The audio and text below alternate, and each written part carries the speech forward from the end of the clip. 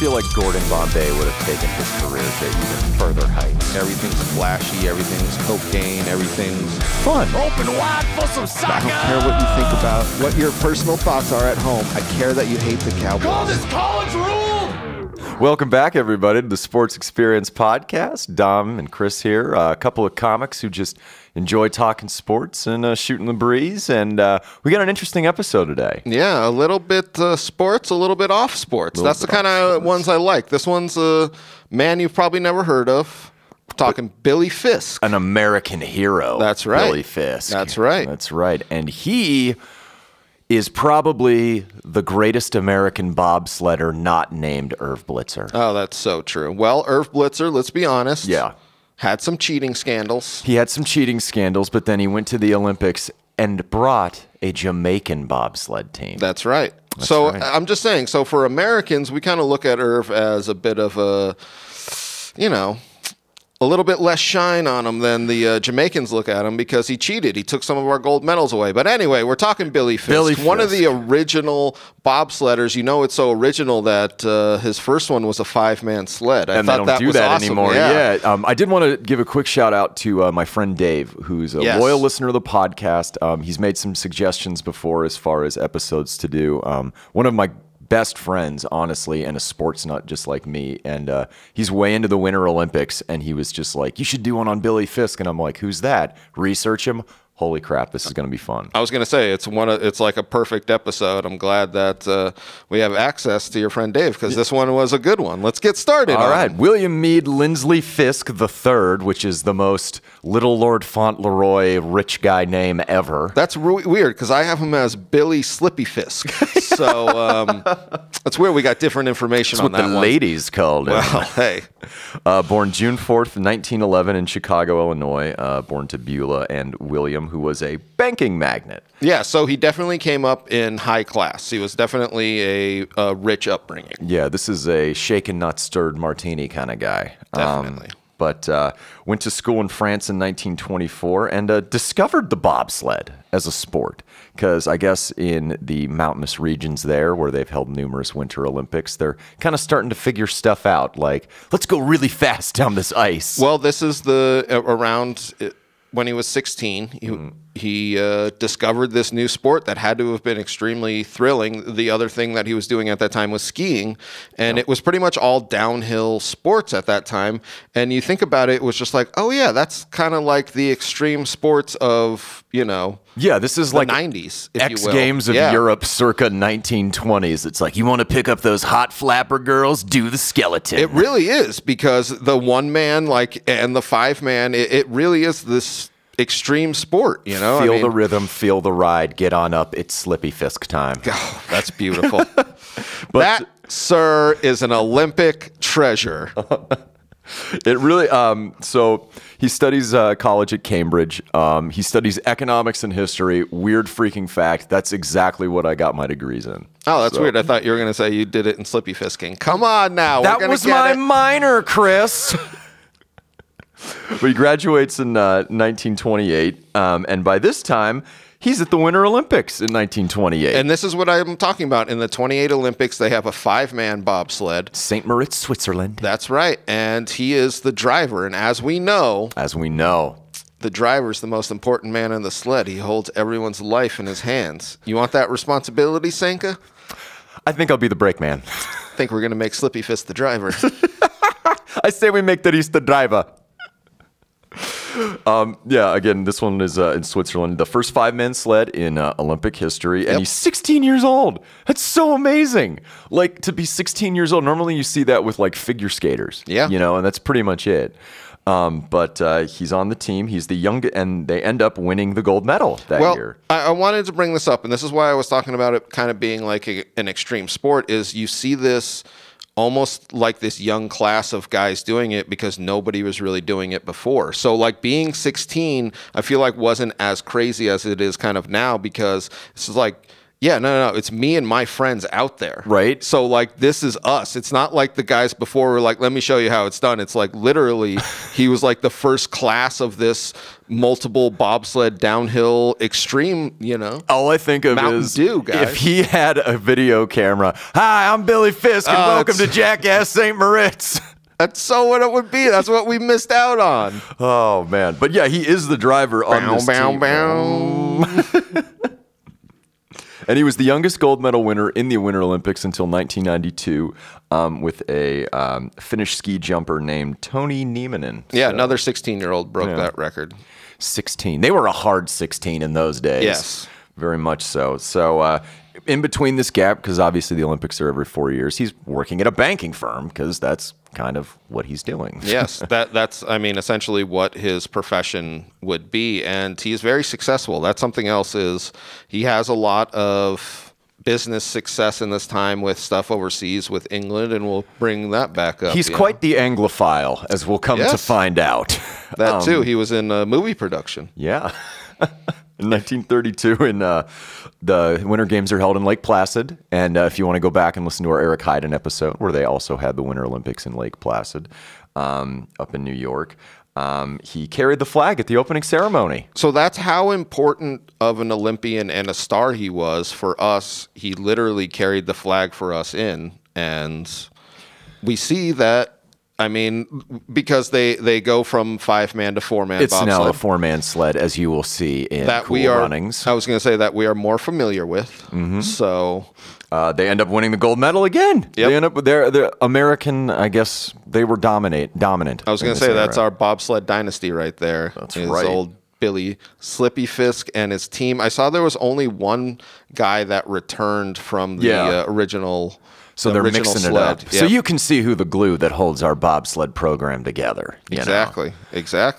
And then I wanted to bring this up. In 1936, they have the Winter Olympics. Because he's only 20, and he's already got 2 gold medals. Yes. He's coming back to be the driver. But he declines to go to the 1936 Winter Olympics. And this is such a... I feel like he was really in the first wave of this anti-German kind of like, whoa, what the hell are they doing over there? Because a lot of people at the time were like, why aren't you going back? And looking back with retrospectors, like, oh, he was really making a stance. He had some not so nice things to say about a certain mustachioed Austrian. Yep. Who is in charge of Germany at this point. We won't bring him up, but I think you know who we're talking about. Arnold Schwarzenegger. So he decides to not go to the 36 Olympics, which people said that he had in the bag. This is what Yeah, they had it. They were going to win. This is what people were saying. How good he was compared to other people was like he was the greatest driver in this era. And him declining this 36 Olympics was pretty big. And he ends up doing something else, which I find to be pretty amazing. Yeah, so in 1936, a friend of his, Ted Ryan, who was the son of a tobacco magnate here in America, so that had to be a lot of money. Yep. A lot of old FU money being shuttled around.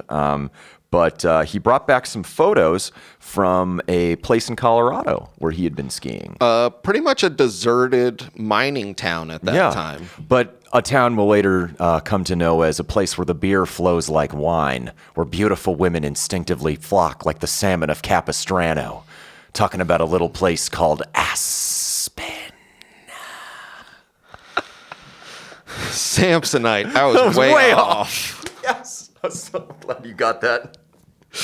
But anyway, it's Aspen. Okay, it's literally a deserted mining town, but they see he brings back these photos and shows them, and he's like, doesn't this look like the Alps? Couldn't we build literally a ski town here? And they end up building the first ski lodge and pretty much putting in the first chairlift and the first ski community in America. Yeah, and it's like some of the oldest, coolest things you could ever see from like a bygone era. And now when you go to Aspen, it's basically like the FU money type of place where everyone wants to go ski, all rich people want to come and shop and things like that. And he basically built this town around skiing. Yes. And it makes so much sense because I remember being in Germany in the Bavarian Alps, and it was my favorite place in that country to go because it reminded me so much of back home.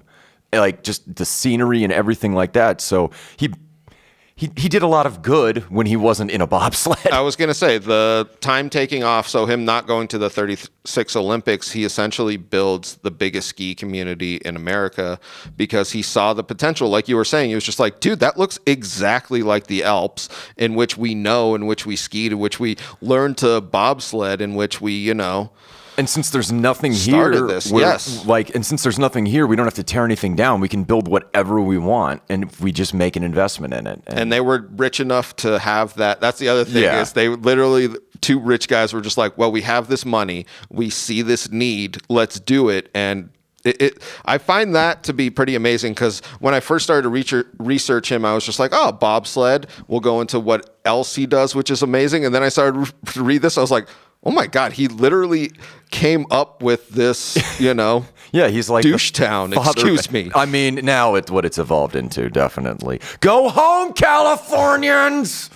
All right, I'm sorry about that. But because of his disdain for a certain mustachioed Austrian in charge of Germany, most people in America at this time, including Charles Lindbergh, were like, why do we have to go over there? It's not our problem.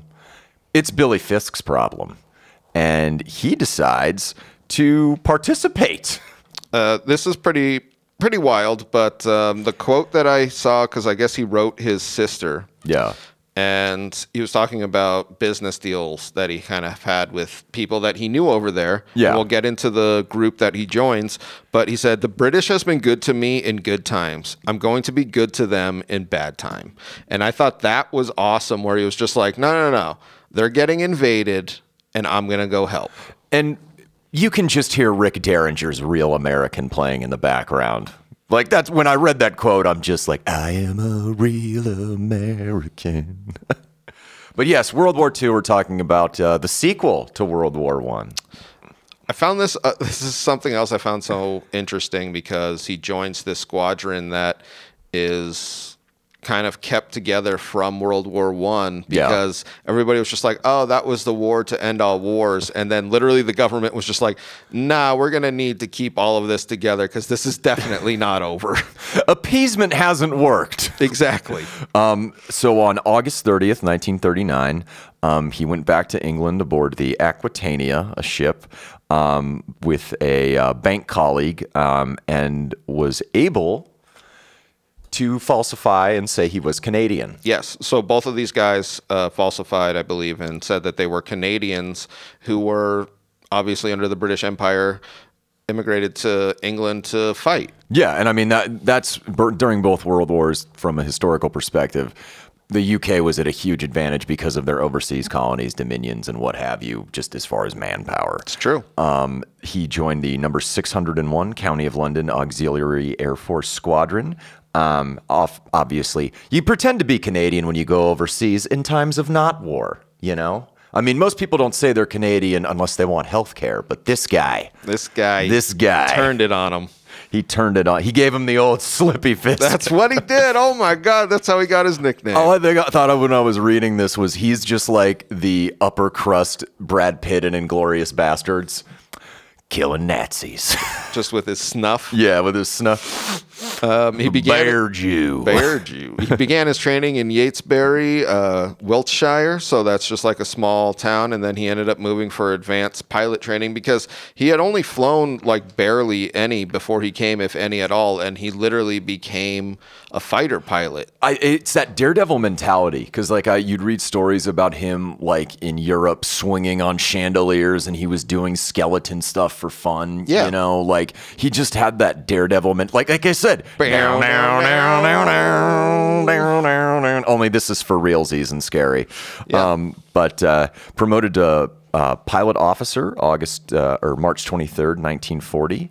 And as an American, he pledged his life and loyalty to the King George VI. Yeah. Which is... talk about the stones on this guy. You know what I mean? So he joins the 601 Squadron, RAF, and they're a Hawker Hurricane unit, that's the kind of fighting planes that they were using. Yeah. And they're a unit out of West Sussex, and they were dubbed the Millionaire Squadron. And this is what I was bringing up earlier, was this was a bunch of guys who privately practiced as a squadron, and then when war broke out, they were all kind of ready, and the government subsidized their thing, and we're just like, here's a bunch of planes. I know you guys can fly. Here you go. Save us from this blitzkrieg. And that's literally what it was a bunch of really, and I feel like this is the last gasp of this, but bunch of rich men with power going to war. You really don't see this after this. It was a bunch of guys who really had national pride, and they were just like, no, they invaded us. I understand that I'm one of the richer people in this area, but I'm gonna fight with all of my other friends, and that's why it was called the Millionaire Squadron. People are living in the London subways now to prevent from being bombed. I mean, like, the shit is really hitting the fan, and it's like Winston Churchill darkest hour right now. Seriously. He wrote in his diary to his sister, he says, I believe I can lay claim to being the first U.S. citizen to join the Royal Air Force in England after the outbreak of hostilities. Yes. So take that, Ben Affleck in Pearl Harbor. I'm just saying. Take that, Ben Affleck. He literally was the first U.S. man to fight, and then now we'll get into what happens. Pearl Harbor sucked, and I miss you. August 16th, 1940, in the Battle of Britain, he took a German bullet to his gas tank, and this ignited a fire on his plane. But he didn't bail out, though. Essentially, he took his aircraft that was engulfed in flames and took it back to base and landed it. Yeah, and they pulled him out just before it exploded, too, which is so crazy. They literally said minutes before, like, they pulled him out and pulled him free, and then it exploded because it was on fire. Oh, yeah. And they said that he had severe burns all up his legs and his arms because that's, there's a fire in your plane. I mean, it's a very close quarters type of deal. Exactly. But, that's incredible. So, he had gone on some previous missions and stuff and not seen really any action, and then he goes on this one. His plane comes down, he safely lands it, and then he goes to the hospital, and then, unfortunately, what happens? He ends up passing away from what they call surgical shock, which they just weren't medicating them to the extent anymore. They're literally just like, we're cutting your legs off with this saw. This seems like a recurring theme in all these podcasts. Medicine isn't what it used to, isn't what it is today. It was brutal. And this this was so common because it was literally a term that were just like, he couldn't survive getting his legs cut off. I don't know. And it was just like, that's insanity. Yeah, especially, and I'm not guessing they're working with a full deck medically either, because there's probably a lot of guys coming back in burned planes. Yes, this is very rough, and this was something else that we see is this is like the first push for real medical facilities for these wars, because forever it was just like, they're dead. Yeah, exactly. Send a priest out, and now it was kind of like this first wave of this, and he unfortunately. Really, there's no way to tell how bad his injuries were coming out of it. It's just that he died. It's just tragic. He dies at 29 on August 17th, 1940.